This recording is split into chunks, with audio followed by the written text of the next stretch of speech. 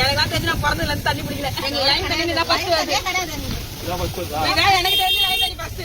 ஆட்சிக்கு வந்தவுடன் மக்களின் பல வருட கோரிக்கையை நிறைவேற்றிய தமிழக வெற்றி கழக சட்டமன்ற உறுப்பினர் எம்எல்ஏ ஈசிஆர் சரவணனுக்கு குவியும் பாராட்டுகள்.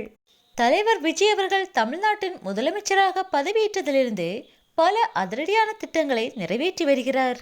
இந்நிலையில் முதல்வர் விஜய் அவர்களின் உத்தரவின்படி சோழிங்கநல்லூர் சட்டமன்ற தொகுதி நீலாங்கரை அறிஞர் அண்ணா 2வது தெருவில் கடந்த 15 ஆண்டுகளாக குடிநீர் வசதி இல்லாததால் அப்பகுதி மக்கள் வெகு தொலைவிலிருந்து தண்ணீர் எடுத்து வந்தனர்.